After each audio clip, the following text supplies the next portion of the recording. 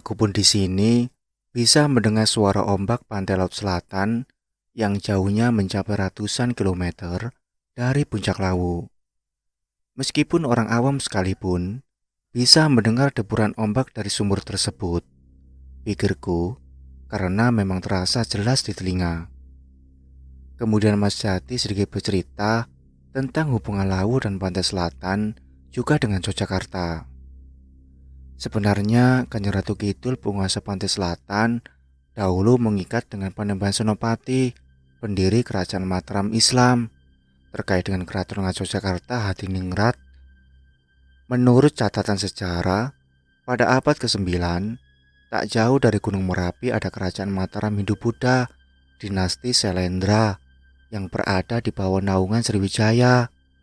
Kerajaan ini terpaksa dipindahkan ke timur karena bencana Merapi. Kerajaan Mataram kuno di bawah dinasti Selendra ini dikisahkan sebagai kerajaan yang sangat maju dan makmur. Beberapa peninggalannya masih dapat kita lihat seperti Candi Borobudur, Candi Boko, dan Candi Prambanan yang masih berdiri kokoh. Selama berabad-abad, seperti halnya Candi Borobudur, tertutup oleh material vulkanik akibat letusan Gunung Merapi.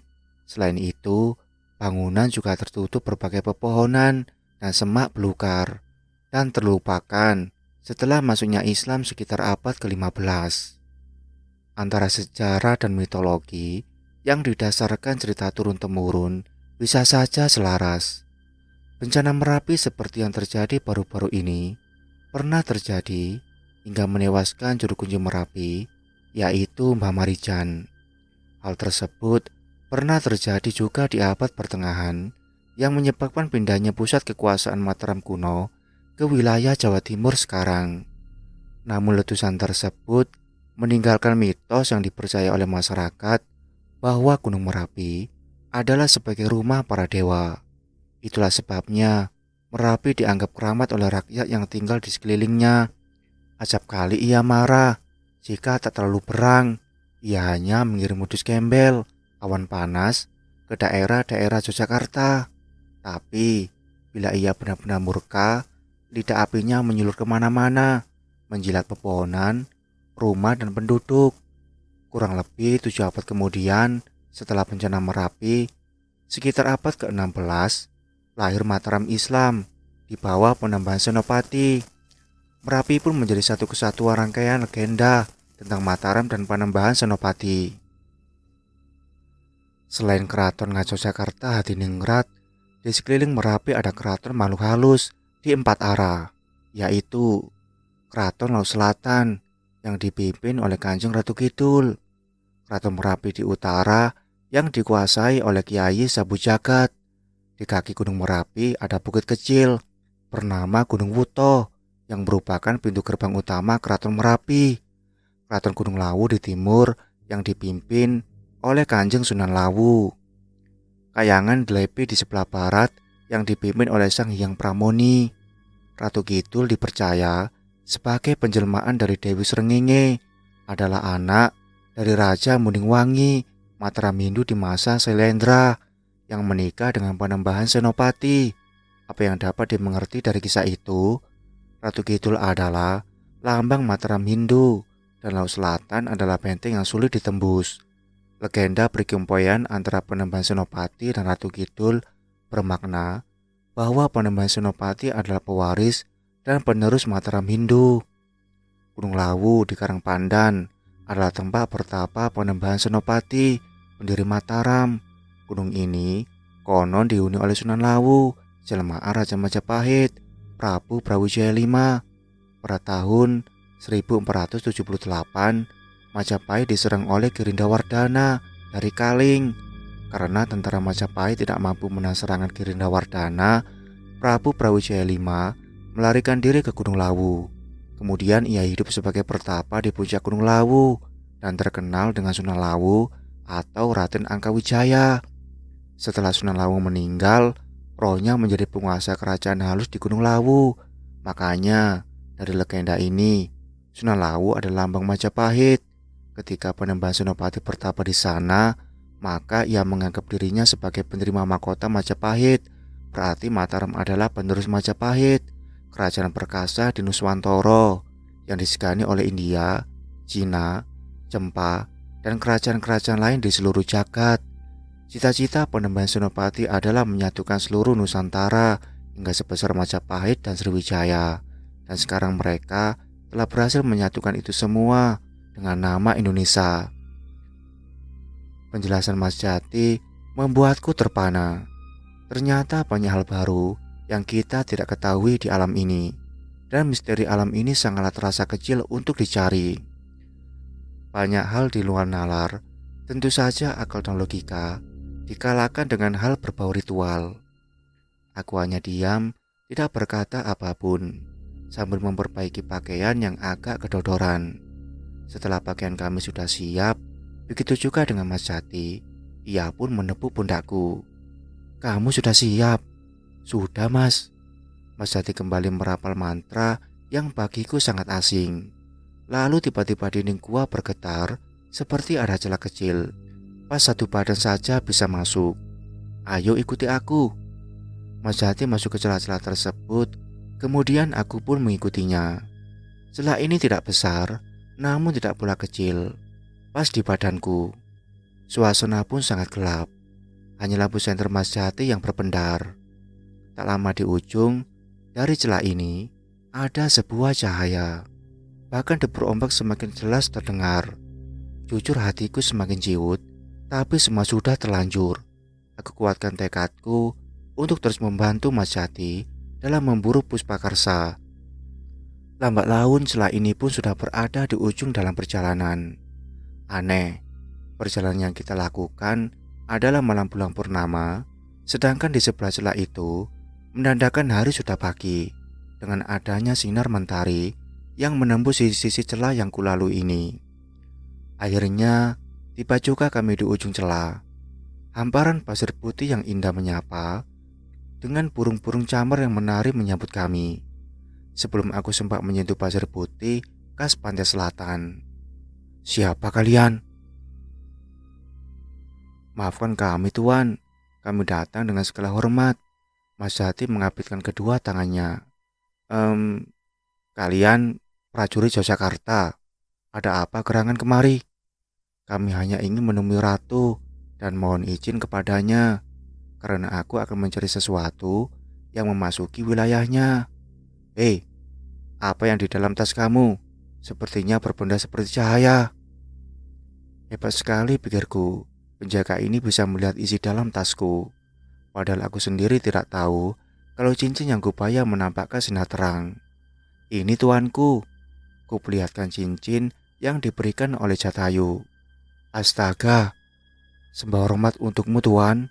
Penjaga tadi lalu bersimpu dan mempersilahkan kami meneruskan perjalanan. Aku dan Mas Jati pun segera meneruskan perjalanan.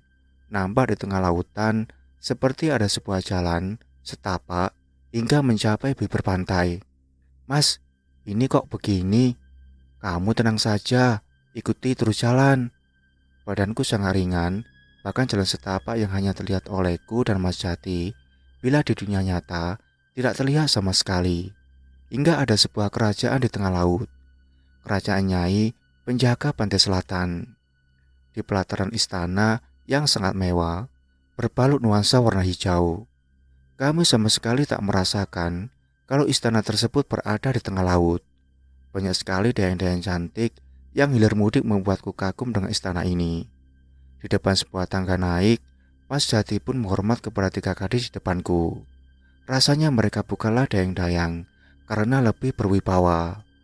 "Hormat hamba pada Nyai. Maaf telah mengganggu. Saya mohon izin bertemu Paduka Ratu," ucap Mas Jati.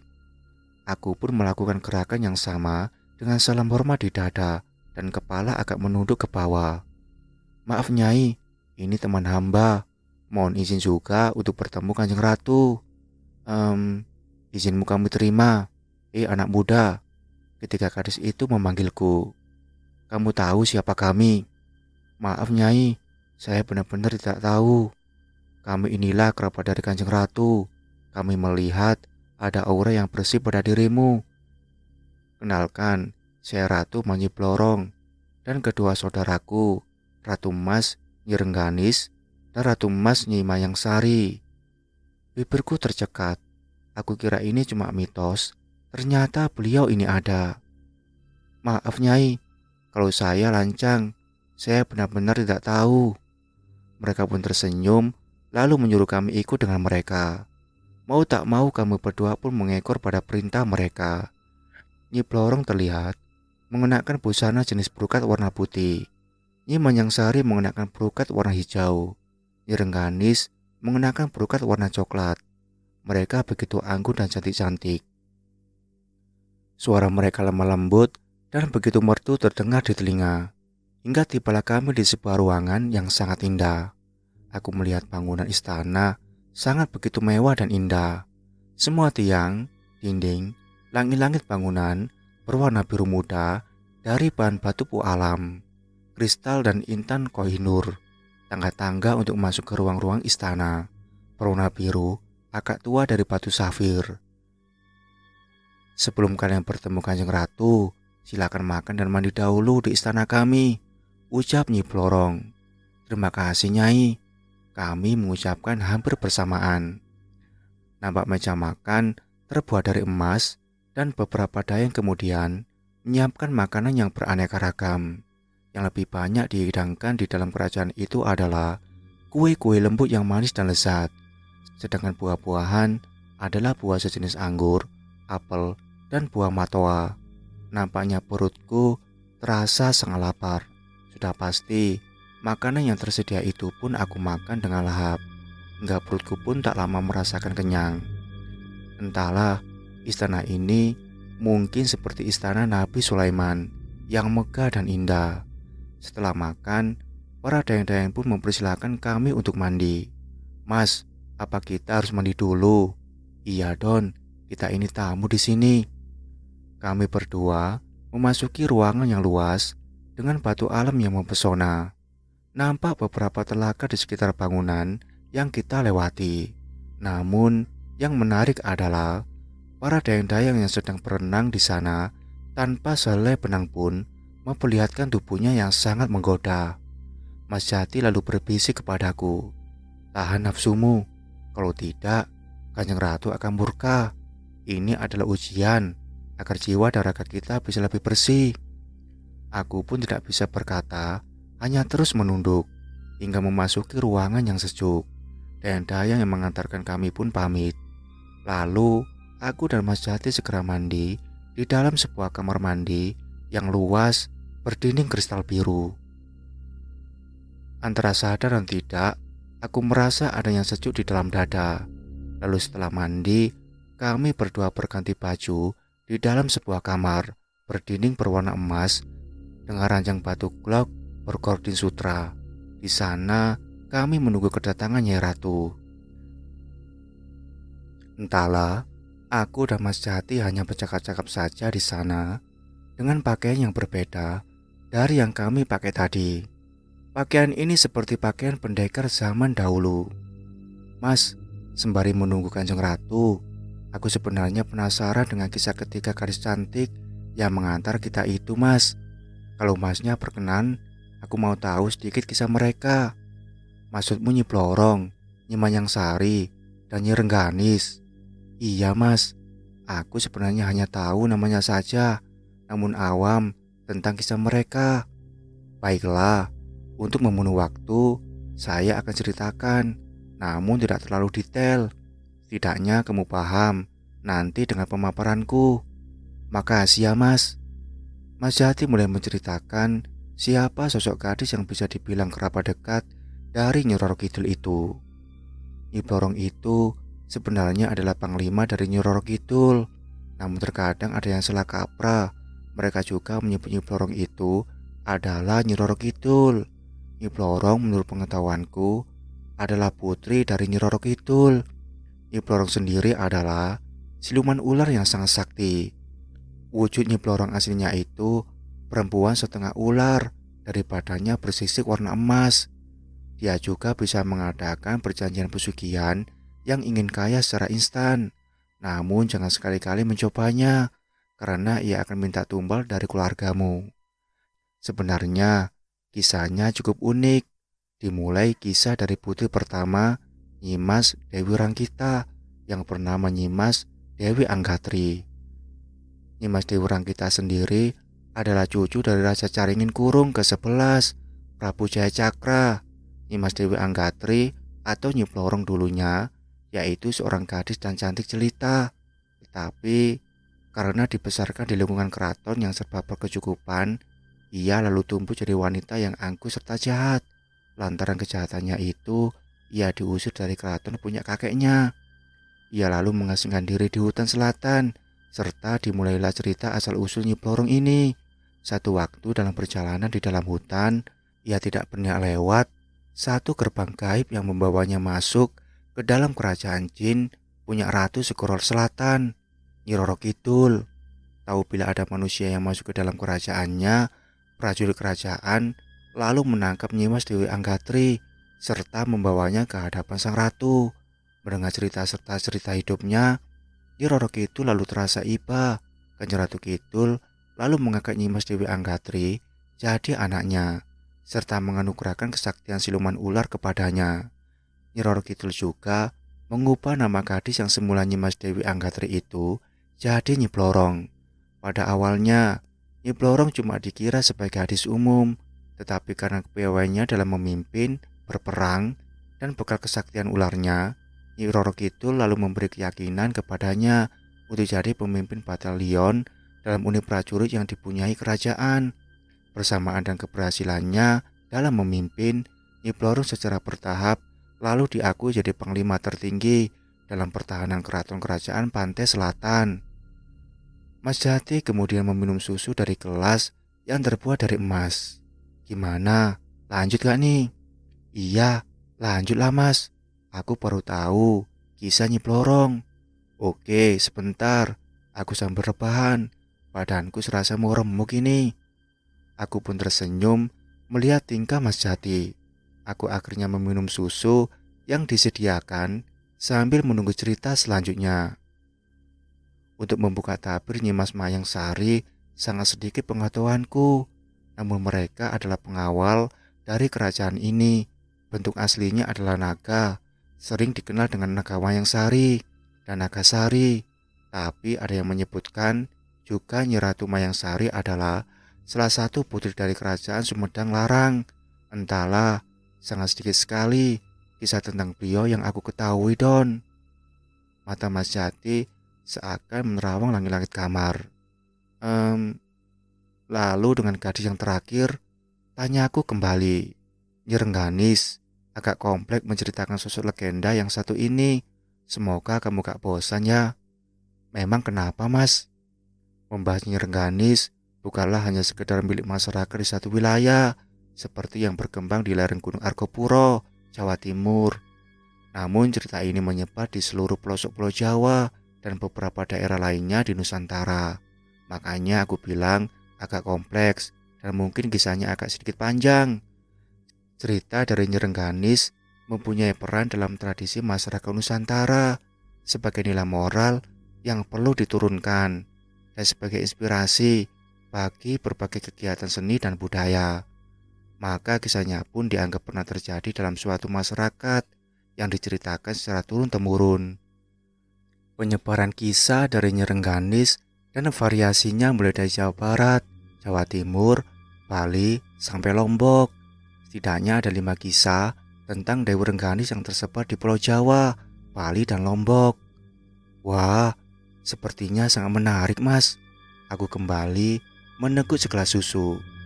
Pertama, legenda Rengganis di Pananjung, Pangandaran, Jawa Barat, yang mengisahkan tentang Raden Anggelarang membangun kerajaan Pananjung. Kemudian kerajaan Pananjung diserang oleh bajak laut. Raden Anggelarang bersama Dewi Samboja istrinya melarikan ke pedalaman. Kemudian Raden Anggelarang berpisah dengan Dewi Samboja untuk menjauhkan istrinya dari kejaran para bajak laut. Strategi Raden Anggelarang berhasil mengecoh para bajak laut.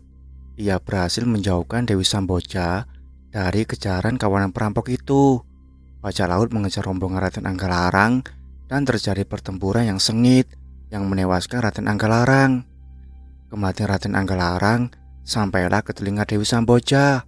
Dewi Samboja menangis terseduh-seduh, dan tempat menangisnya kemudian diberi nama Tunggilis, berasal dari Citanginu atau air mata wanita cantik. Dewi Samboja kemudian mengubah namanya sebagai Dewi Rengganis yang menjadi penari pada rombongan Ronggeng Gunung. Di Pangandaran berkembang seni Ronggeng Gunung, serta terdapat mata air Rengganis yang diyakini sebagai petilasan Dewi Rengganis. Kedua, Rengganis Ciwidey, Bandung Selatan, dikisahkan tentang percintaan antara Kisantang keponakan Prabu Siliwangi, Raja Pajajaran, dengan Dewi Rengganis, yang adalah gadis desa di kawasan pegunungan. Mereka terpisah karena peperangan. Namun karena kuatnya kasih sayang di antara keduanya, mereka terus saling mencari hingga dipertemukan di batu besar yang kemudian disebut Batu Cinta. Ketiga, legenda Rengganis di lereng Gunung Argopuro, Jawa Timur. Masyarakat lereng Gunung Argopuro meyakini Rengganis adalah seorang dewi. Dewi Rengganis diyakini tinggal dan memerintah kerajaan di pegunungan Argopuro. Dewi Rengganis dipercaya adalah salah seorang putri Prabu Brawijaya dari seorang selirnya yang tidak diakui keberadaannya di kerajaan Majapahit. Dewi Rengganis bersama seorang pati dan para pengawalnya melarikan diri serta mendirikan kerajaan di Gunung Argopuro. Dewi Rengganis merupakan putri cantik jelita dari Raja Brawijaya V yang merupakan raja terakhir dari kerajaan Majapahit. Dewi Rengganis lahir dari rahim salah satu selir sang raja, sehingga kedudukannya di kerajaan tidak diakui. Namun versi lain juga menyatakan bahwa selain karena merupakan anak dari selir sang raja, Dewi Rengganis juga diasingkan oleh keluarga kerajaan karena pada saat lahir diketahui berkelamin dua, hingga pada saat diasingkan di Gunung Argopuro, kelamin satunya dibuang menggunakan ilalang oleh seorang kiai yang menemukannya. Setelah menjadi wanita seutuhnya, Dewi Rengganis membangun sebuah kerajaan di puncak Gunung Argopuro. Sampai sekarang, bekas runtuhan dari kerajaan yang dibangun Dewi Rengganis dapat ditemukan di puncak Gunung Argopuro. Bahkan salah satu dari 3 puncak di Gunung Argopuro dinamakan Puncak Rengganis.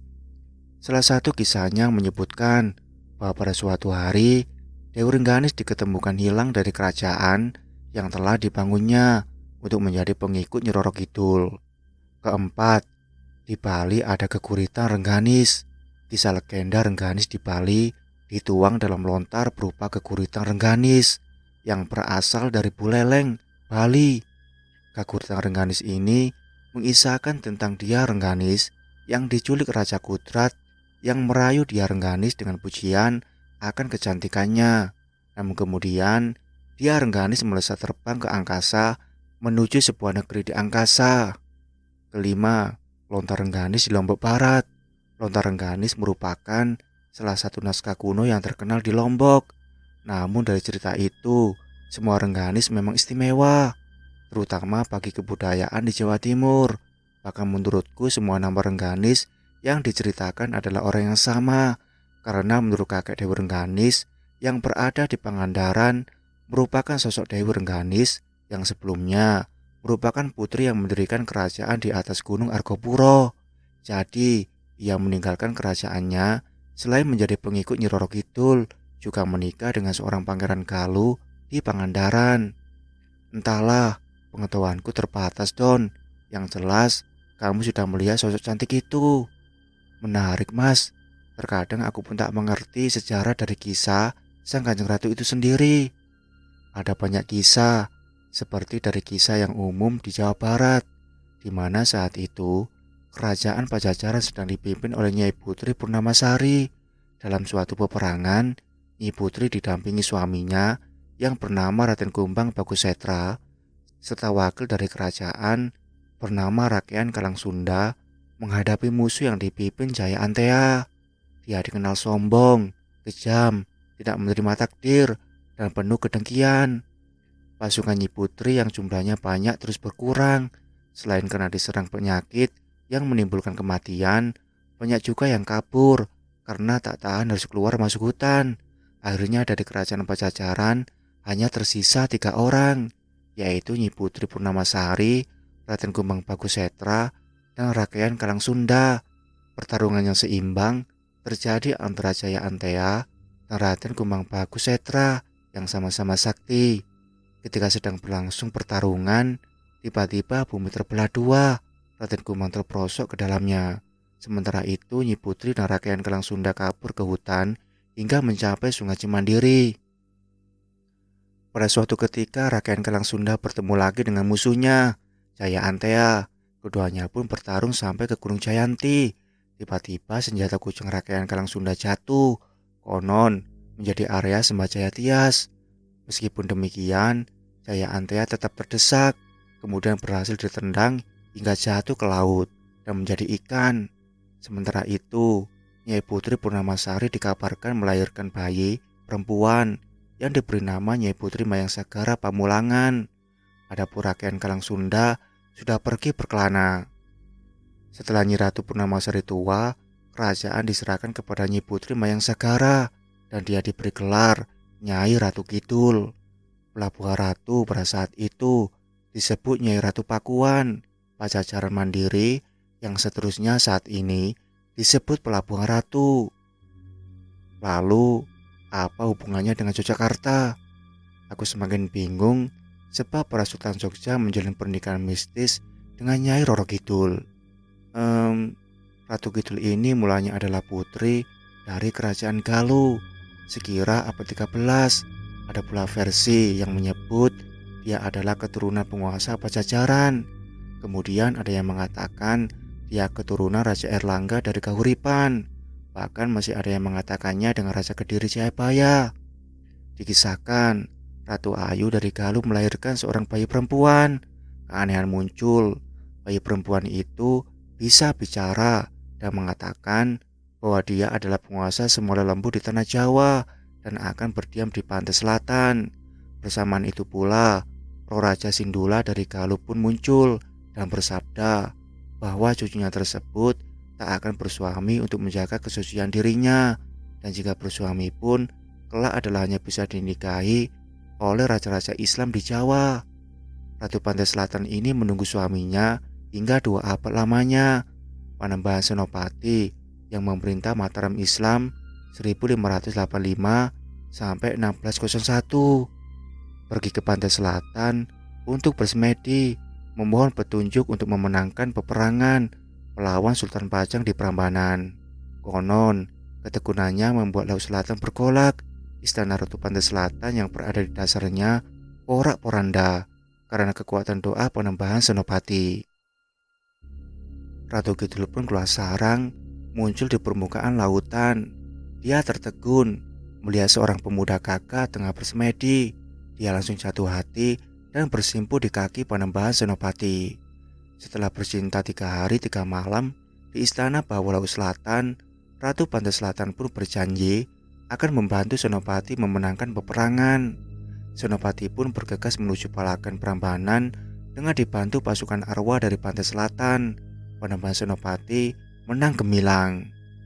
Cucu Panembahan Senopati, Sultan Agung yang memerintah 1613 sampai 1646, membuat tarian budaya yang mengisahkan balada cinta kakeknya dengan Ratu Kidul. Saat ini kerajaan Mataram masih dapat ditelusuri, walaupun kerajaan tersebut sudah terbagi ke dalam 2 kesunanan, yaitu Yogyakarta dan Surakarta. Seperti yang sudah saya singgung, bahwa pendiri kerajaan Mataram, Panembahan Senopati, memiliki hubungan serius dengan Nyi Roro Kidul, membuat aura kerajaan ini diliputi berbagai dimensi magis. Hubungan ini juga berlanjut sampai keturunannya yang menjadi raja-raja keraton, khususnya keraton di Yogyakarta. Itulah mengapa Jogja erat kaitannya dengan Nyai. Untuk itu kita juga harus minta izin kepadanya untuk mencari bunga yang tak boleh kita sebut namanya.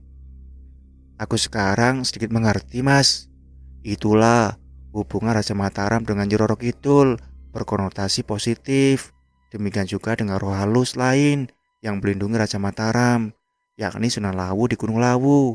Menurut salah satu konsepsi, roh Sunan Lawu ini adalah roh Raja-Raja Majapahit. Maka tak heran kalau kita saat ini berada di sini, Don. Ternyata ini semua saling berkaitan. Iya, begitulah Don. Lalu pintu kamar pun berderit. Datang sesosok wanita yang sangat cantik dengan gaun hijau yang sangat lembut. Maaf Nyai, kalau kami tidak sopan. Mas Jati langsung bersimpu. Aku pun melakukan gerakan yang sama. Selamat datang di istanaku. Ada keperluan apa kalian ingin menemuiku? Aku minta izin Ratu untuk mencari sebuah bunga. Mas Jati pun terdiam. Iya, aku tahu. Aku mengizinkan kalian memasuki wilayahku. Namun pencarian itu tidaklah mudah. Kekuatan bunga itu bisa membuatmu celaka. Untuk itu, bersimpulah di hadapanku. Tangan Ratu menjulur kepada kedua kepala kami. Terasa ada rasa hangat yang mengalir di tubuh kami. Sebelum mencarinya, bersemedilah kalian di Pringgondani. Bawalah batu ini. Mas Jati nampak diberikan sebuah batu safir berwarna biru oleh Nyai. Lalu kepulan asap pun menyelimuti kamar dan Nyi Roro Kidul pun telah menghilang. Kami pun segera pamit kepada para penghuni istana kerajaan Pantai Selatan. Sama seperti jalan yang tadi, hingga kami pun tiba di bibir gua sempit dengan seorang pengawal. Setelah kami berbincang dengan pengawal yang bahasanya sangat sopan, lalu kami pun mengucapkan terima kasih dan hendak kembali ke Jolotundo. Tiba-tiba ada suara kencang yang mengagetkan. Rak! Terdengar suara ranting yang patah. Lalu nampak dari kejauhan di dalam hutan terlihat siluet seseorang. Lambat laun berjalan semakin dekat. Pengawal Ratu langsung siap bersiaga. Tombak yang dipegangnya sudah dalam posisi keadaan tempur. Nampak seorang tua berjalan santai dengan senyum yang tersungging di bibirnya. Astaga Tuan, maafkan hamba. Sang pengawal nampak mukanya pucat ketakutan. Tidak apa-apa, aku hanya ingin melihat cucuku. Aku takut kalau ia terpana dengan kecantikan penunggu istana hingga tak ingin kembali. Ucapnya terkekeh. Mas Jati merasa malu. Rona wajahnya terlihat seperti kepiting rebus merah merona. Kakek, ia pun segera sungkem. Aku pun mengikutinya. Memang aku mengenal sosok kakek ini karena sosok yang sama ketika aku sedang menaiki lawu bersama kedua kawanku. Sehat kek? Tanyaku. Seger. Nih lihat. Tangannya digerakkan seakan akan mau senam. Kami tertawa melihat tingkah sang kakek. Begitu juga pengawal kerajaan nampak tak bisa menahan tawanya. Apa kata Nyai? Kami disuruh semedi di Pringgondani.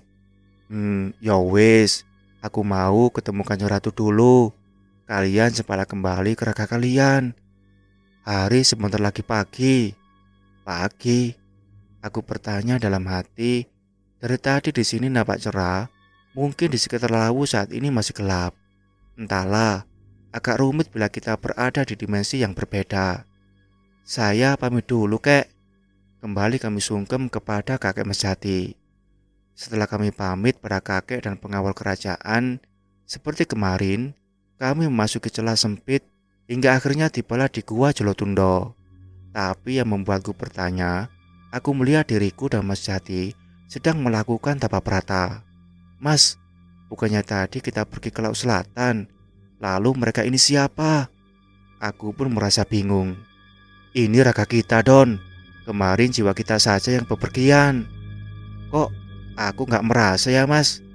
Sengaja aku tutup mata batinmu, melihat ragamu, agar kamu tidak takut. Jadi sekarang aku harus bagaimana? Kamu masuk saja langsung ke dalam ragamu. Tapi ingat, perlahan seperti ini. Mas Jati memperlihatkan ketika jiwanya bersatu dengan raga. Terlihat cukup mudah, namun ketika jiwanya masuk, raganya masih terdiam. Aku pun melakukan hal yang sama. Kemudian pandanganku gelap. Lambat laun aku berusaha membuka mataku, namun agak berat. Terasa remang-remang pandanganku, seakan bangun tidur. Lambat laun, penglihatanku sudah kembali sempurna. Aku melihat Mas Jati tersenyum. Lalu ia menyuruhku ganti baju dengan bajuku yang biasa. Gua itu nampak hening, bahkan tak ada tanda celah yang kulewati tadi. Hanya terdengar deru ombak seperti suara di pantai. Selesai semuanya, kami berdua keluar dari gua Jolotundo. Nampak hari yang gelap kini ingin berganti dengan pagi. Walau semburat jingga masih nampak terlihat di cakrawala. Hari sudah semakin pagi. Lebih baik kita turun lewat Cemoro Sewu untuk segera ke Pringgondani, ujar Mas Jati. Aku hanya mengangguk, kepalaku masih keliengan. Karena apa yang terjadi benar-benar di luar akal yang tidak wajar. Aku pun mengikuti langkah Mas Jati. Perjalanan cukup curam. Jalur ini berbatu. Bahkan angin sangat kencang dan terasa dingin menusuk kulit. Jalanan sangat sempit dan sepi. Apa karena mata batinku berada di dimensi lain? Walau ada beberapa pegangan, ku akui turunan ini cukup curam. Rasanya badanku hampir beku. Kami berdua pun berusaha mencari celah bukit untuk berlindung dari angin. Akhirnya kami menemukan sedikit celah dan cukup luas untuk istirahat. Dingin ya? Ucap Mas Jati. Iya mas, apalagi kena angin kencang gini. Sepertinya kita kelelahan ketika melakukan ilmu pelepas sukma. Ketika tapak prata tadi, biasanya aku juga kuat dengan dingin angin lawu, tapi kali ini aku menyerah. Kita nyalakan api saja mas. Ide bagus. Kami kumpulkan sisa-sisa api unggun pendaki lainnya dan beberapa ranting yang mengembun nampak basah. Lama sekali kami berusaha membuat api unggun, namun tiada kunjung menyala. Sementara kami semakin lama seperti kaku kedinginan. Akhirnya aku ada ide. Ku ambil beberapa kaos yang sudah usang menurutku. Begitu juga dengan kaos kaki dan bahkan celana dalam. Satu persatu pun menjadi korban untuk dibakar. Itu semua dilakukan untuk menghangatkan badan. Asap yang keluar mengeluarkan aroma-aroma yang berbeda, hingga kami berdua menutup hidung. Maklum, celana dalamnya bekas dipakai. Gila sampean Don, masa celana dalam ikutan dibakar? Kudal gandul dong nanti. Ya enggak semua lah mas, sisain 1 biji. Bocah etan, Mas Jati pun nyengir. Akhirnya tubuh kami kembali hangat ketika berdekatan dengan api. Entah sudah berapa lama kami di sini, matahari mulai naik. Beruntungnya, api pun sudah mulai memudar. Kalau tidak, bisa hipo kami berdua di atas gunung. Sudah mulai hangat, yuk jalan lagi, ucap Mas Jati. Oke mas. Sudah, nanti beli lagi yang baru di pasar, ucap Mas Jati terkekeh. Perjalanan pun berlanjut, hingga kami sampai di pos 4. Pos ini cukup sempit, hanya berupa tempat datar yang menurutku sangat sempit yang berada di cerukan tebing batu. Hanya cukup untuk mendirikan 1 buah tenda. Tempat ini sedikit terlindung dari hempasan angin. Perlahan-lahan kami berjalan, kita akan memasuki lingkupan hutan yang menandakan kita akan memasuki vegetasi hutan tropis yang rapat. Pemandangan di atas lawu memang sangat indah. Awan bergulung di bawah kaki kita, kota-kota pak mainan kecil di hadapan Mekah semesta raya. Nampaknya semua itu akan menjadi cerita ketika aku tua nanti. Jalur berbatu kerap menemani perjalanan kami saat ini. Hingga akhirnya sampailah kami di pos 3. Di jalur ini terdapat asap belerang, sehingga pendaki disarankan untuk tidak berlama-lama beristirahat di pos 3. Lebih baik segera dilanjut bila ingin turun atau hendak mendaki. Memang di ketinggian 2800 mdpl, pos ini ditempuh dengan medan trekkingnya adalah jalanan berbatu yang sudah ditata dan menanjak bila kalian mendaki dari sini. Begitu juga ketika ingin turun, bisa dibilang cukup curam dan tajam. Jika diperhatikan, jalur ini dari atas berkelok-kelok. Karena jika dibuat jalur yang lurus terus, medannya semakin susah dan terjal. Atau kalian bisa menerobosnya saja dengan melewati jalan pintas, tetapi lebih susah. Sebaiknya menggunakan jalan pintas ini saat turun pendakian. Di perjalanan, bahkan aku sering mencium bau belerang. Walau bau belerang ini bisa tercium selama perjalanan sampai pos 5, tapi karena angin kencang, baru bau belerang ini lebih pekat tercium dari pos 3. Setelah sampai di pos 3, kita pun beristirahat sejenak di bangunan gardu yang modelnya sama di setiap pos. Setelah beberapa menit, perjalanan kembali dilanjut menuju pos 2 dengan ketinggian 2578 mdpl. Trekkingnya ada yang menanjak tajam, datar, menurun dan naik lagi. Tentunya ini cukup melelahkan. Akan tetapi, sepanjang perjalanan, kita akan disuguhi batu-batuan dan hutan pinus yang menakjubkan. Hingga akhirnya kita pun sampai di pos 2. Tapi aneh, badan kami cukup lelah, tidak seperti biasanya. Begitu juga Mas Jati. Kulihat sama seperti diriku, energi kami seakan terkuras ketika di Jolotundo. Kulihat pos 2 berupa dataran yang agak luas. Banyak ditumbuhi pohon-pohon besar dan banyak batu besar, sehingga pendaki dapat membuat tenda di tempat ini dengan nyaman karena terlindung dari hempasan angin. Bila ramai di pos 2 ini, juga sering terdapat pedagang makanan. Di pos 2 ini, terdapat bangunan beratap yang sering digunakan para pedagang untuk berjualan makanan. Namun tentu saja masih tercium bau belerang. Pos 2 ini sesekali, terkadang ada pendaki yang alergi ketika mencium bau belerang. Terkadang bisa membuat kepala mereka menjadi pusing. Yang tidak tahan bau belerang, saran saya, kalau mendaki dari Cemoro Sewu, harap membawa masker. Tapi kalau terbiasa ya santai saja. Aku melihat sepertinya kita dapat beristirahat di dalam warung sebelah pos 2 yang cukup kira-kira untuk 10 orang, atau beristirahat di gardu pos 2 yang cukup luas dan aman dari hujan. Mas, kita istirahat di sini. Jangan, kita harus lanjut.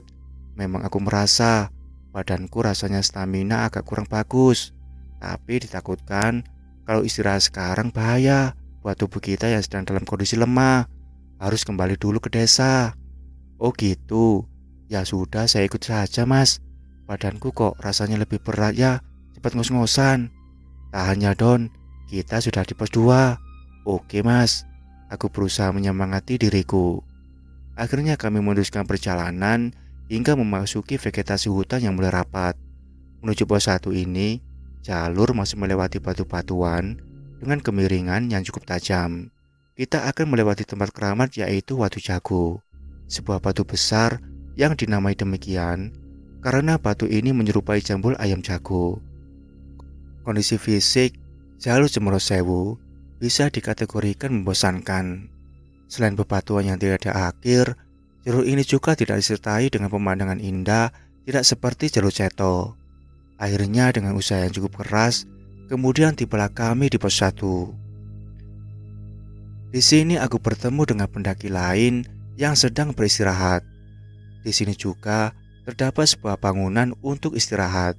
Juga ada sebuah warung makanan yang buka pada hari Kamis sampai Minggu dan pada musim-musim ramai pendakian dan ramai orang berziarah. Don, kita makan dulu di warung. Namanya warung Pak Supar. Nampaknya energiku mulai habis. Iya mas, aku juga mulai gak kuat. Lihat olehku warung yang dimaksud Mas Jati. Di sana pemilik warung menjajakan gorengan, minuman, nasi bungkus dan lain-lain. Kita bisa beristirahat di bagian dalam ataupun mampir di gazebo pos 1 yang cukup besar. Aku pun langsung membeli nasi bungkus dengan 9 gorengan. Wah, nikmat banget. Lapar-lapar dan dingin, makan nasi bungkus seakan makan di restoran mewah yang rasanya sangat enak. Tadinya aku ingin membayar, rupanya aku hari itu ditraktir Mas Jati. Minum pun teh hangat yang membuat badanku kembali agak segar untuk meneruskan aktivitas. Gimana? Enak kan? Lumayan mas, walau masih pegel. Lanjut nih. Ayo mas. Jalur Cemoro Sewu memang sering dilewati pendaki. Jalur ini lebih disenangi pendaki karena jaraknya lebih dekat ke puncak. Di tengah perjalanan terdapat sumber air wesanan seperti yang kita tahu di puncak Gunung Lawu. Kita memang sering menemukan tempat-tempat mata air yang dikeramatkan oleh masyarakat. Jalur pun lebih mendatar dan sedikit menurun, dan hingga perjalanan tidak seperti tadi. Perjalanan menuju base camp dari pos 1 kira-kira memerlukan waktu 1 jam jalan normal. Kondisi fisik jalur pendakian berbatu dan sangat jelas melalui perkebunan penduduk dan hutan pinus. Dari pos 1 menuju ke bawah, kita akan melewati satu pondok kayu di kiri jalur dan satu pondok sendang pangguripan di kanan jalur. Jalur ini juga disertai dengan tangga-tangga setapak dari bebatuan.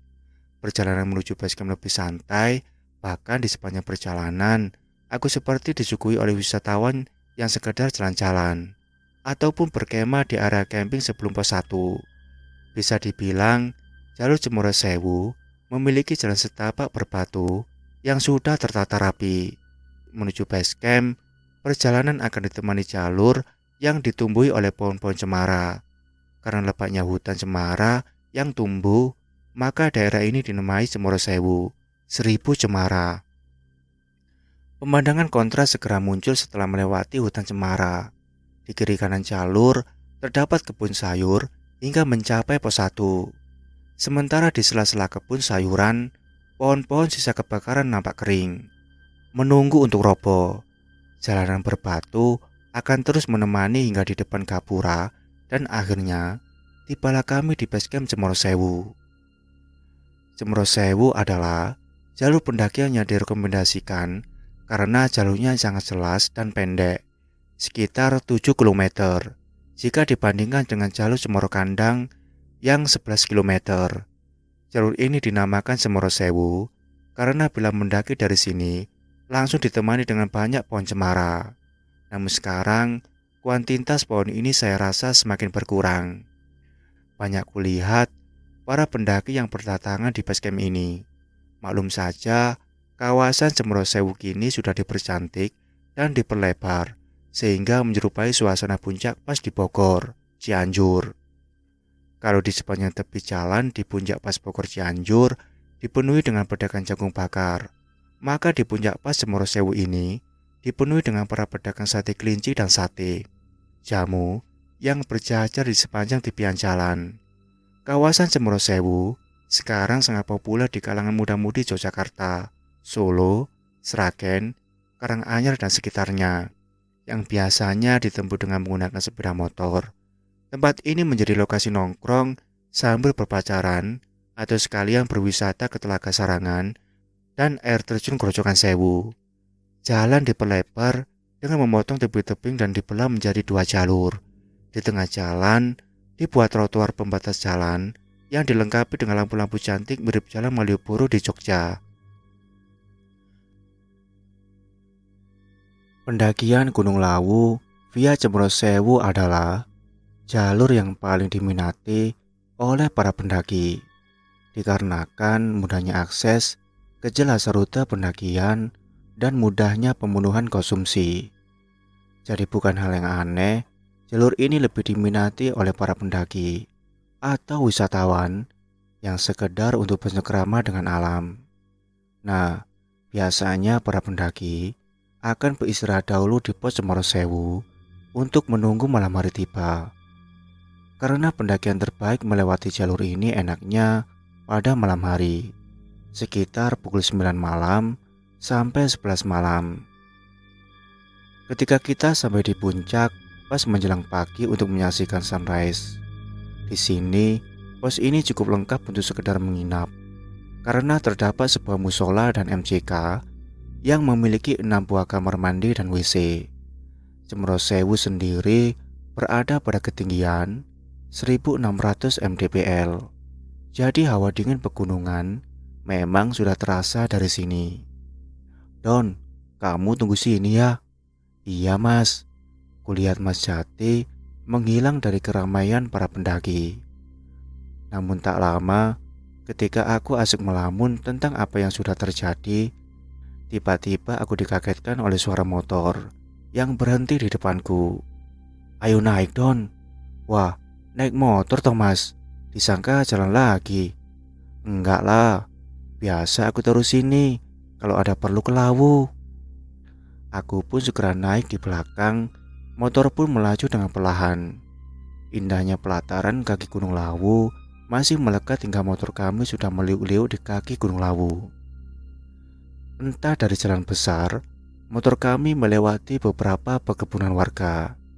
Jalannya sudah rapi, hamparan kebun teh terkadang menyapa. Bukan hanya itu, pohon-pohon rindang pun seakan memberikan salam.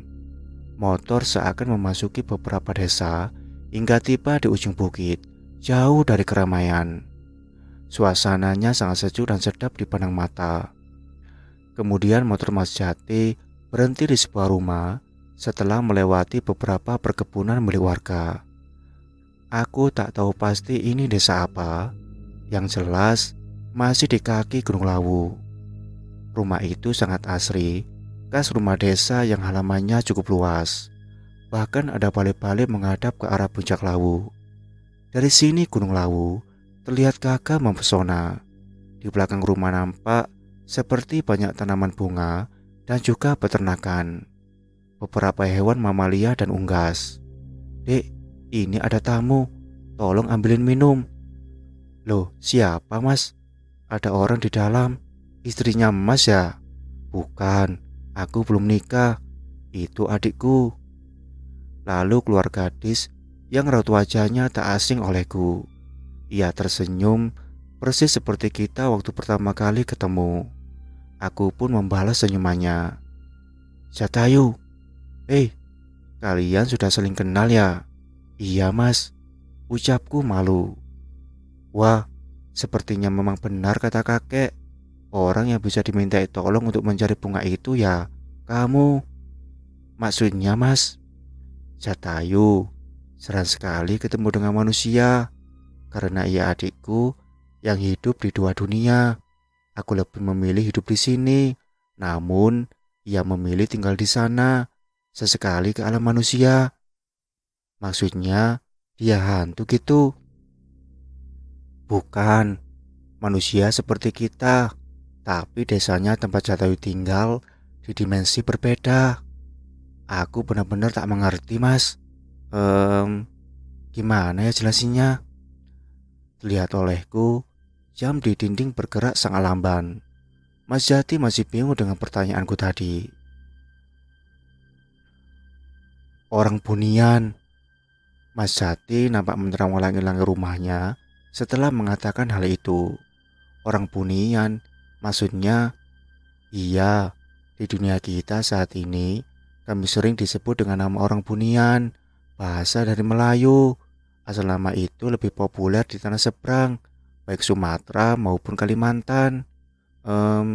Kalau di Jawa mas, biasanya kami disebut dengan nama Wong Samar. Memang penyebutan orang Bunian lebih dikenal." "Lalu mengapa Mas Jati bisa tinggal di dua dimensi?" Mas Jati menghela napas. "Pada dasarnya, orang Bunian itu bisa menampakkan wujud pada manusia, seperti kebakaran di Riau. Ketika hendak memadamkan api di hutan, sempat muncul sekelompok warga Bunian bersama warga setempat, dan juga beberapa pihak pemadam dalam kegiatan pemadam kebakaran hutan di Riau. Setelah kebakaran hutan tersebut padam, warga Bunian tersebut lenyap, bak ditelan bumi, entah kemana. Berita ini sempat senter terdengar di tahun 2015 yang lalu." "Kenapa mereka tidak tinggal di dimensi kita mas?" tanyaku. "Semua sudah ada aturannya, dan ini adalah aturan alam, termasuk aku Don."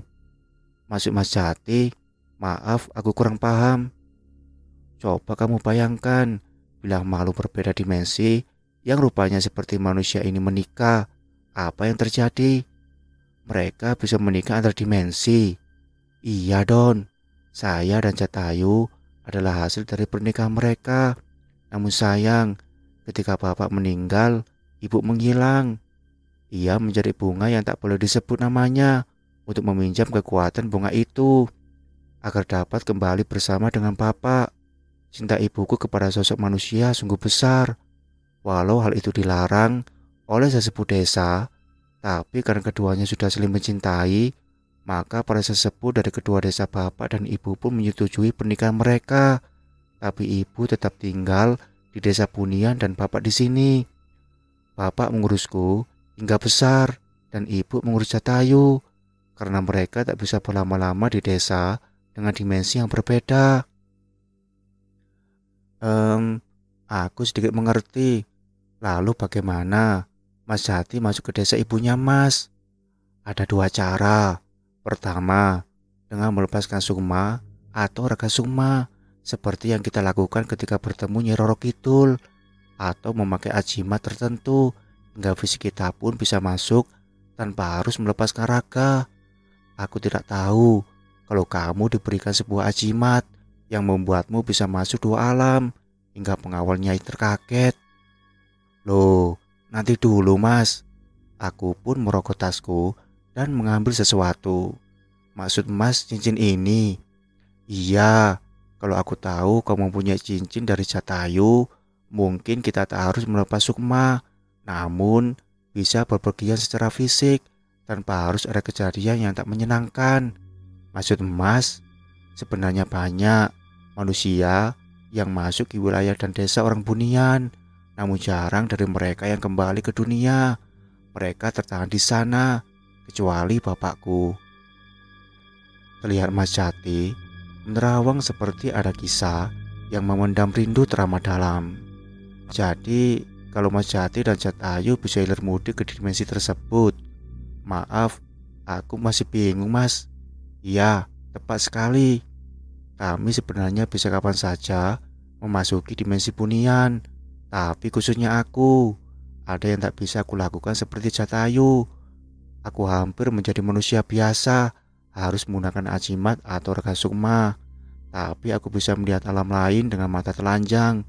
Itu juga hanya di tempat tertentu, seperti Gunung Lawu.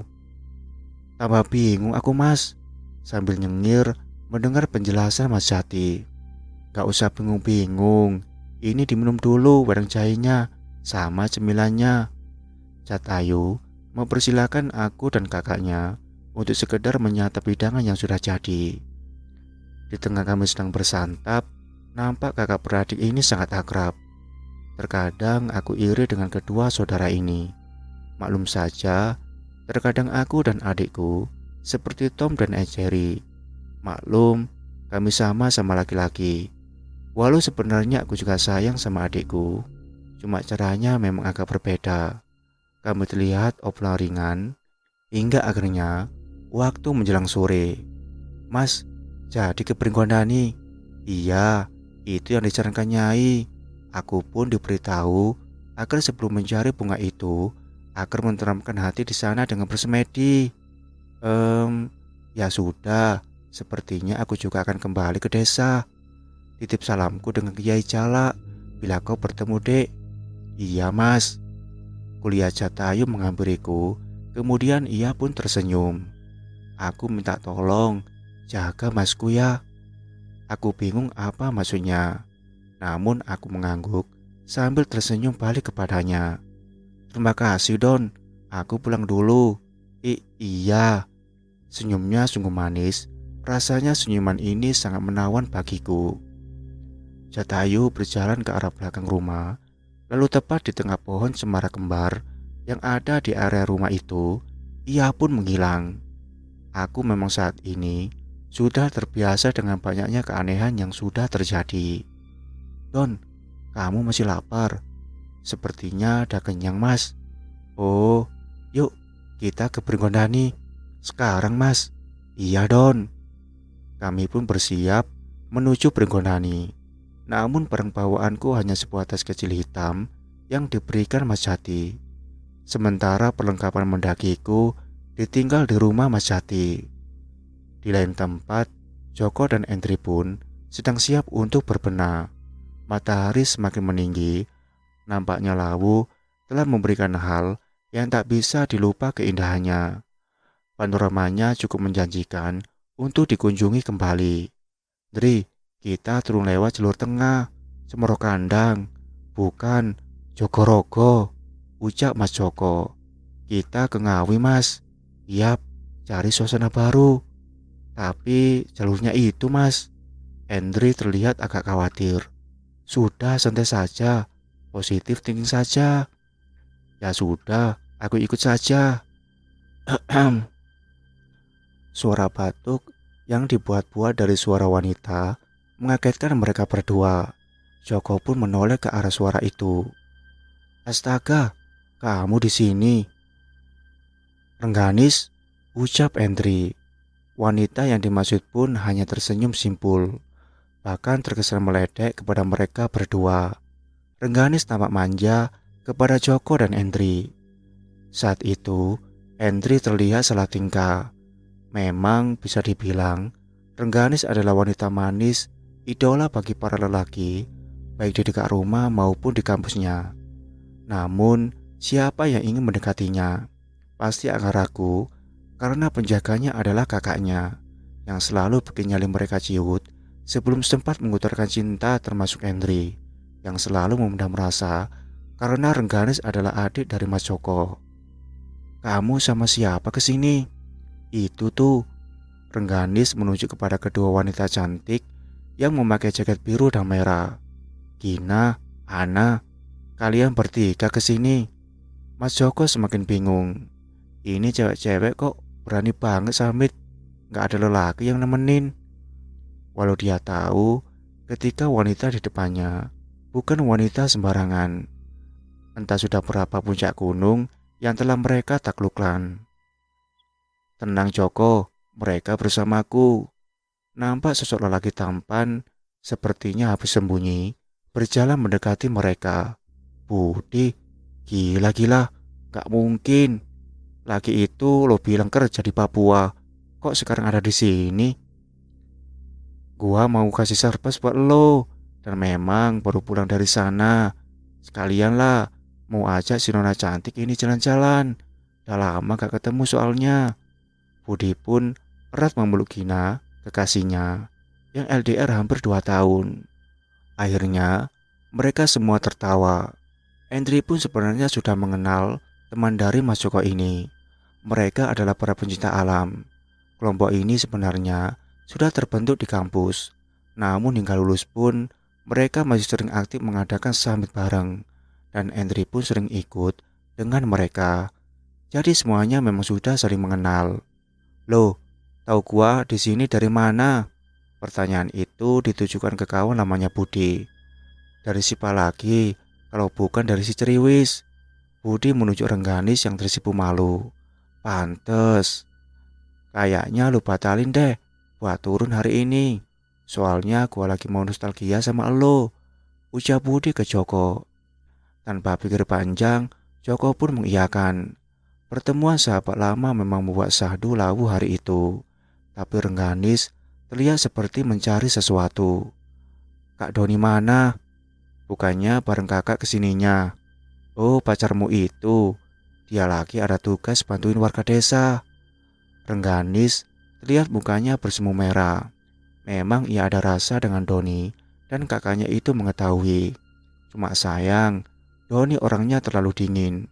Mungkin sedikit introvert bila menghadapi sosok wanita. Lah, warga desa, kok kakak gak ikut bantuin? Gak diajak. Bilang aja males. Perkataan Joko membuat tubuh Endri serasa terbakar. Pacar, apa mereka sudah jadian? Kok aku gak tahu? Selamat Don, kamu bisa taklukkan hati Rengganis.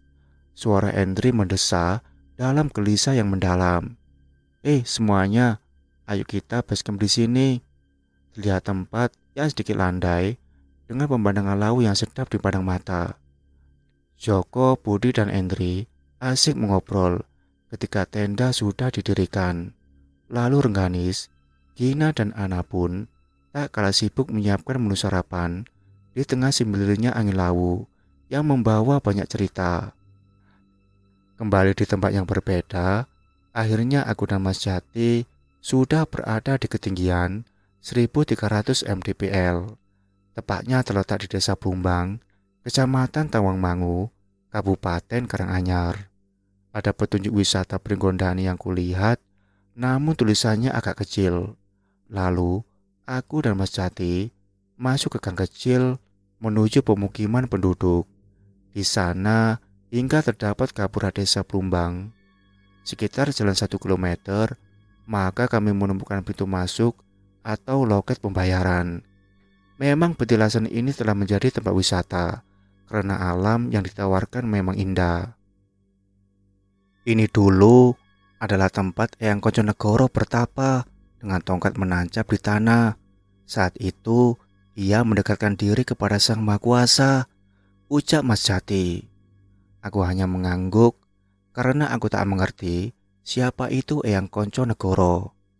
Kami pun terus berjalan untuk menuju ke lokasi pertapaan dengan melewati jalan setapak perkebunan penduduk yang menyuguhkan pemandangan kaki Gunung Lawu.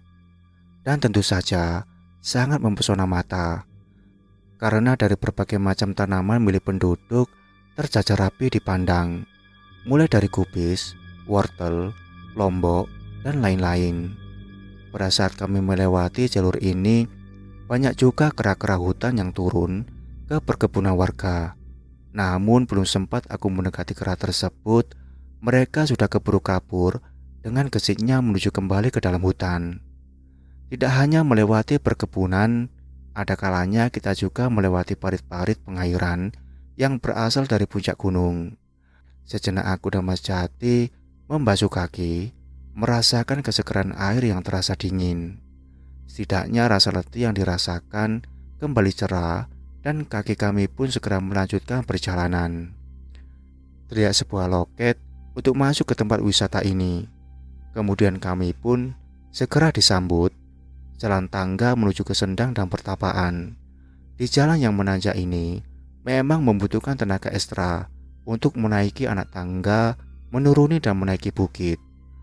Jalanan itu pun diselimuti hijaunya rerumputan.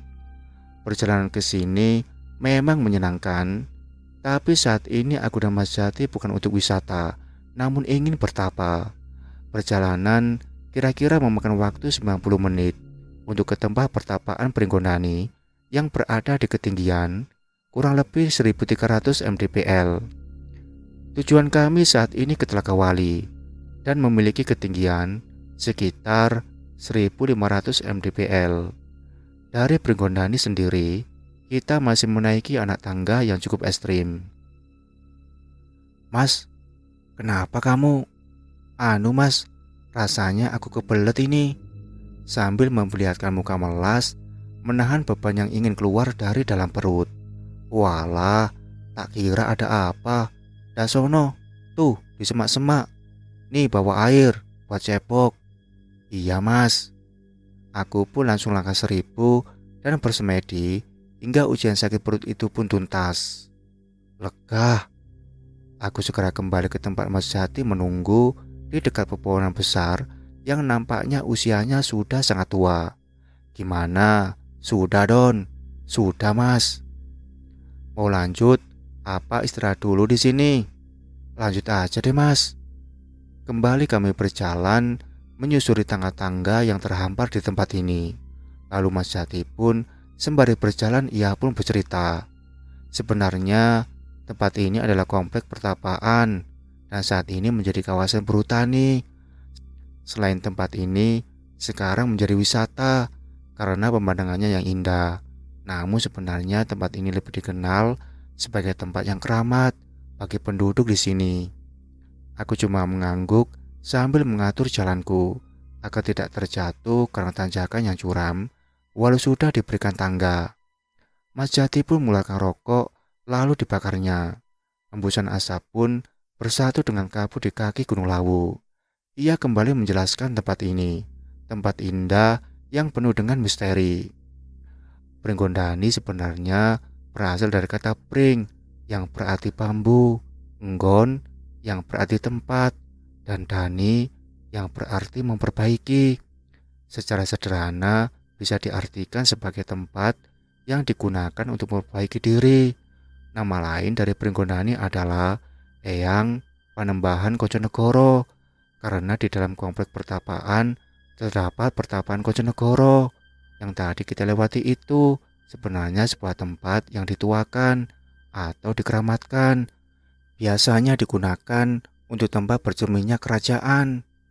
Mitosnya menurut penduduk di sini, Pringgondani merupakan tempat bertapa seseorang yang pernah mengalahkan Prabu Boko pada zaman kerajaan Kaling.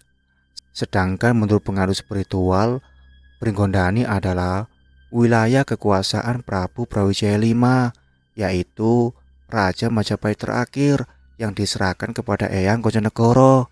Di tempat inilah Eyang Kojonegoro bertapa dengan tongkat menancap di tanah, mendekatkan diri kepada Sang Maha Kuasa, memohon untuk hidup abadi. Konon, tongkat menancap di tanah berubah menjadi pohon yang disebut kayu lewung. Dalam bertapa, apa yang diinginkan oleh Eyang Kojonegoro belum dipenuhi oleh Sang Pencipta, dan sesuai petunjuk gurunya, agar keinginannya tersebut dipenuhi, maka beliau harus naik ke puncak Lawu dan kembali bersemedi di sana. Namun tentang kebenaran mitos ini kita tidak pernah tahu. Biarlah hal itu menjadi mitos. Berarti di sini banyak tempat untuk bertapa ya Mas? Bisa dibilang begitu. Nafas kami mulai tersenggal karena tanjakan semakin curam. Apa saja itu Mas? Sepertinya tempat ini sangat luas. Ada beberapa tempat yang dikeramatkan, bahkan dipakai juga untuk berdoa dan bertapa. Tapi aku agak lupa namanya. Kujelaskan yang aku ingat saja ya. Oh iya Mas, santai saja. Yang pertama, aku ingat ada Sendang Gedang Selirang. Tempat ini merupakan sebuah aliran sungai yang terbendung. Lalu ada pertapaan Kojonegoro. Nah, yang tadi kita lewati, pertapaan Kojonegoro, sebenarnya berada di lereng bukit sebelah utara Sendang Gedang Selirang. Kemudian, ada yang dinamakan Sendang Panguripan. Sendang ini terletak di lereng sebelah barat pertapaan Kojonegoro. Sendang Panguripan mempunyai makna bahwa air dari sendang tersebut sebagai sumber kehidupan. Ada juga Sendang Penganten, yaitu Pancuran 7. Asal-usul Sendang Penganten karena dahulu di tempat tersebut hanya ada 2 pancuran. Namun dalam perkembangannya, sekarang ini sudah ada 7, sehingga disebut juga Pancuran 7. Fungsi dari Sendang Penganten adalah untuk mandi, bersuci, pengobatan alternatif, dan bermeditasi, sekaligus untuk melangsungkan permohonan. Apalagi ya? Oh iya, ada Sendang Muria. Nah, Sendang Muria ini terletak di sebelah timur Sendang Penganten. Sendang Muria berupa air terjun dan di bawahnya terdapat kolam penampungan. Tak jauh dari tempat Telaga Wali yang saat ini kita ingin tuju, ada Sendang Gentong. Letaknya ada di sebelah kanan jalur dari Telaga Wali menuju ke Gua Pringgosari.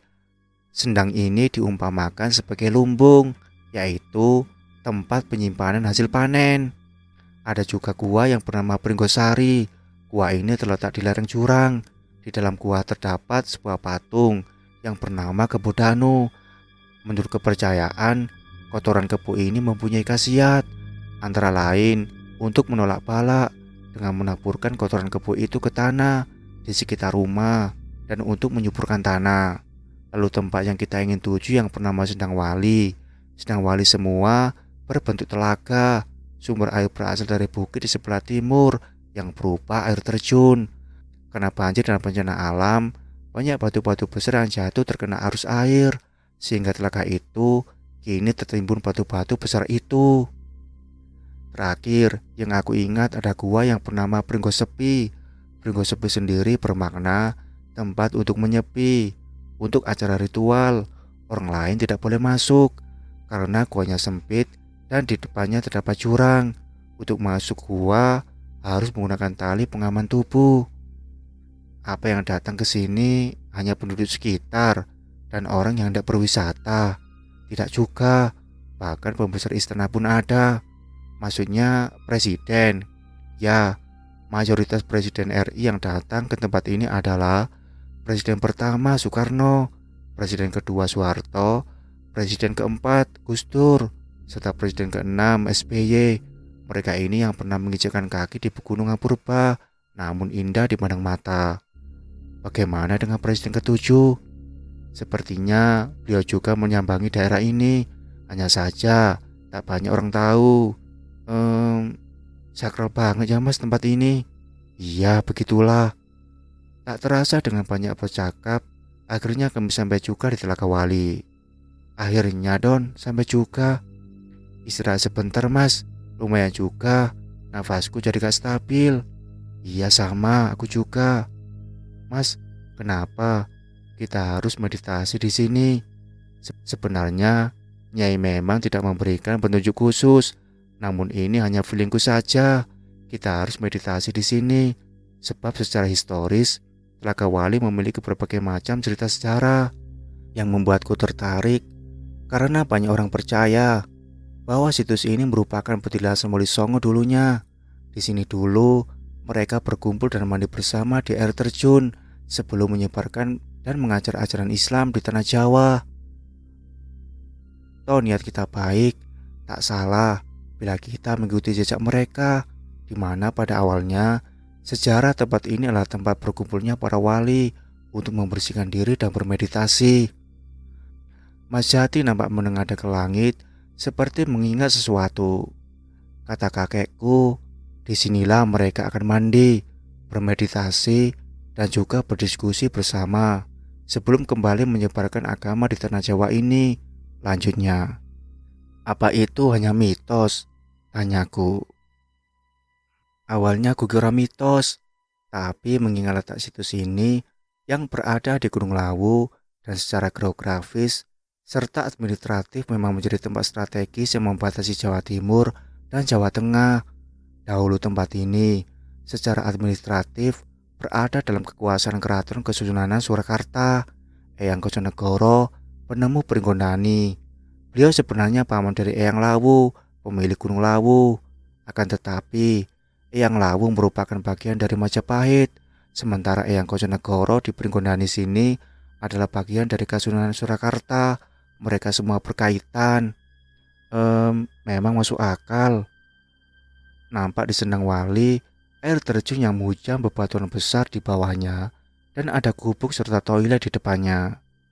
Memang saat ini, tempat yang sejuk ini menjadi tempat wisata. Kita meditasi di mana, Mas? Yang jelas, tak mungkin di sini karena banyak orang. Kembali kami melangkah, namun jalur ini bukanlah jalur wisata. Kami menerapkan semacam bukit dan hutan yang masih rapat. Tak jarang tubuhku terkena goresan tanaman hutan. Tiba-tiba, nampak seekor babi hutan sedang menggali lubang. Kami pun berhati-hati, karena kalau kami dikejar babi bisa repot dan bahaya, karena babi akan terus menerjang lurus tanpa ampun. Kami berusaha tenang dengan terus mendaki ke atas dengan pepohonan yang mulai rapat. Bahkan kami mulai menjauhi wisatawan yang ingin datang ke tempat ini. Memang terkadang babi-babi hutan ini turun jauh hingga ke pemukiman atau tempat wisata. Semuanya karena habitat mereka terganggu. Belum lagi adanya tumpukan sampah. Di sanalah mereka pun biasa singgah untuk mencari makanan. Bila ingin berkemah pun biasanya kita menyalakan perapian, karena babi hutan takut dengan api. Kalau lengah, siap-siaplah diseruduk sama binatang satu ini. Mas, masih jauh. Sebentar lagi, ucap Mas Jati sambil tersenyum. Akhirnya tibalah kami di sebuah bukit berbatu-batu. Terdapat beberapa buah batu yang besar. Di sisinya nampak aliran air gunung yang bening. Suara air beriak tak terlalu terdengar, hanya lebih terdengar suara semilir angin yang mengelus kami, hingga tak terasa tubuhku terasa merinding. Angin gunung seakan memberikan salamnya kepada kami, bahwa saat ini hanya kami berdualah yang ada di situ. Disinilah kita meditasi, Don. Maksudnya, Mas, aku kurang mengerti. Itu di atas batu besar yang agak pipi. Tapi di sini bukannya ruang agak terbuka, hanya tertutup oleh pohon saja, Mas. Tanyaku ragu. Memang itu tujuannya, pembersihan diri, hujan, panas, tak akan terasa ketika kita fokus pada satu titik. Jadi kita duduk di situ. Telunjukku menunjuk ke sebuah batu besar. Yap, ujar Mas Jati.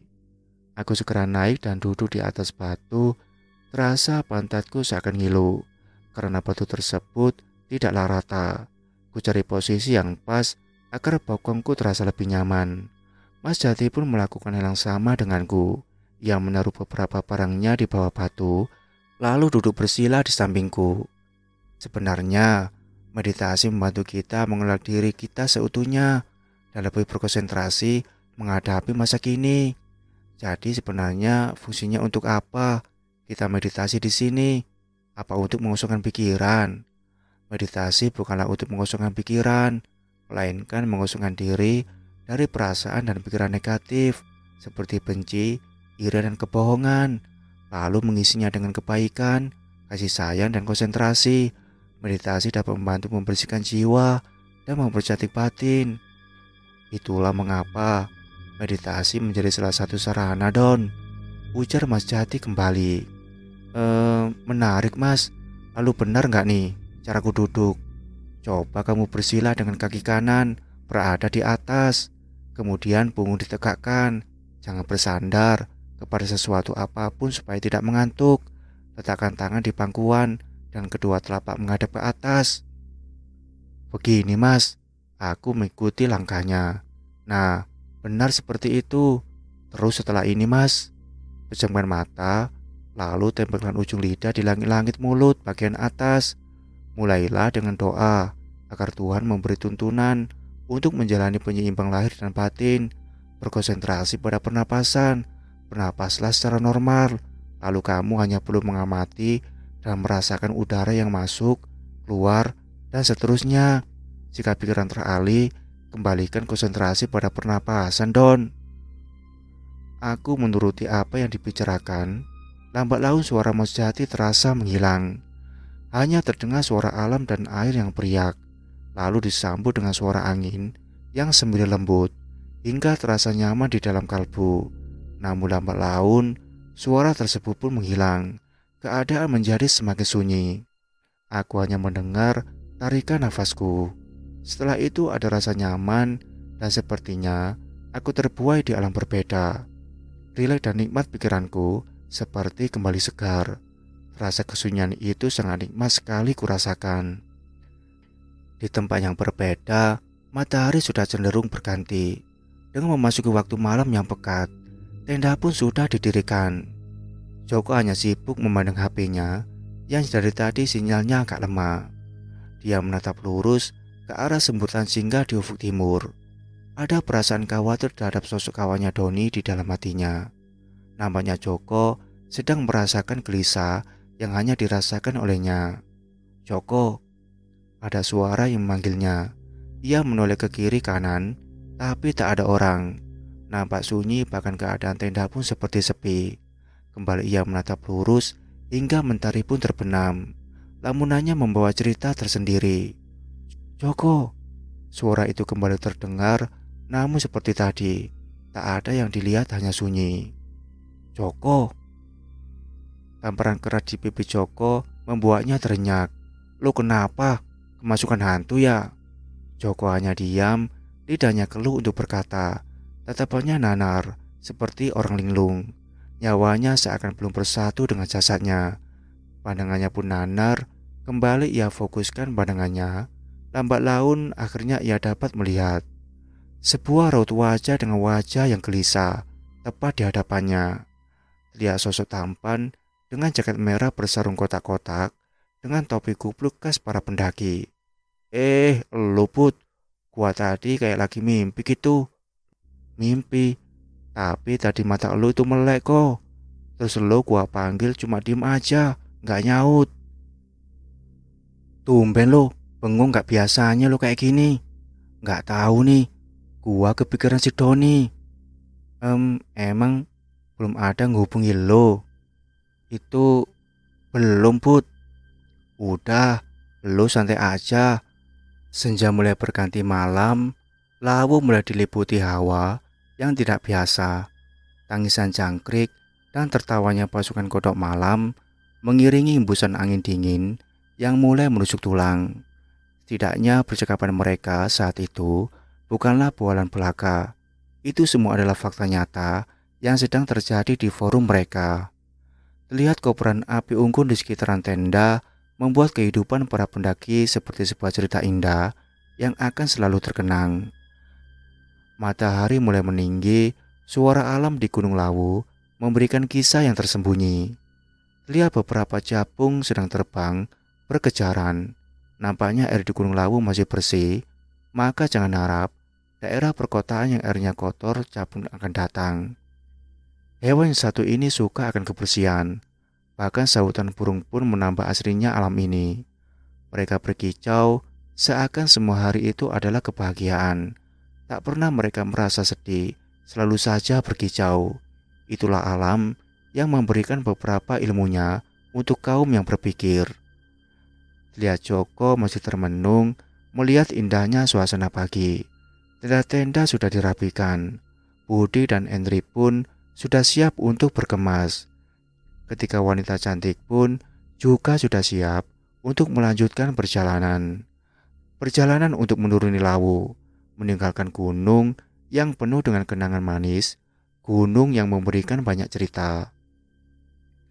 Akhirnya mereka membentuk lingkaran dan berdoa dalam hati. Oke, saatnya kita turun. Enaknya lewat mana? Tanya Budi. Ceto, ujar Gina. Cemoro Kandang, ujar Ana. Cemoro Sewu, ujar Endri. Jogorogo, ujar Joko. Buset, ini gimana sih? Kok bisa beda-beda gini? Budi pun garuk-garuk kepala. Loh, mau lewat mana, Put? Tanya Ana. Jogorogo deh, ujarnya sambil mesem. Oke, Joko pun nampak senang karena jalur ini lumayan ekstrim. Ya sudah, oke yuk, ujar Rengganis memberi aba-aba. Perjalanan turun menyusuri Lawu pun dimulai. Nyanyian burung pun menemani perjalanan mereka. Kembali rombongan ini melewati warung Boyem dan segera menyusuri jalan berbatu. Jalan yang sama ketika mereka datang. Di mana di sini nanti akan bertemu pasar setan atau disebut pasar Dieng. Deru angin dan debu nampak bersahutan.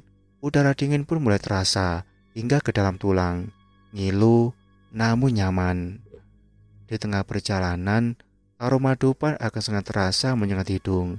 Tak hanya itu, ada juga yang meninggalkan beberapa sesajen dengan dupa yang masih terbakar, dan masyarakat menaruhnya seperti tak beraturan karena hanya tergeletak di bawah batu-batu. Namun perjalanan terus ditempuh hingga langkah kaki mereka terasa letih. Tapi sebagai pendaki pro, mereka tak kenal rasa untuk mengeluh. Perjalanan tetap saja dilakukan dengan perasaan bahagia. Karena saat ini kelompok lebih ramai. Tak heran bila di tengah perjalanan ada saja canda dan tawa yang mereka hadirkan. Hingga sampailah mereka di savana yang luas. Inilah pesona alam yang luar biasa serta eksotisnya Lawu, di mana arahnya hampir sama ketika ingin lewat Ceto, di mana sepanjang trek pendakian akan melewati hamparan sabana atau savana yang cukup luas dan begitu indah. Akhirnya mereka kembali berjalan dan menyusuri ilalang hingga mereka sampai di base camp. Dan sampailah mereka ke rumah masing-masing dengan selamat. Itulah cerita mistis yang dialami Doni dan kawan-kawannya saat mendaki Gunung Lawu. Percaya atau tidak, kita kembalikan ke pribadi kita masing-masing. Wassalamualaikum warahmatullahi wabarakatuh.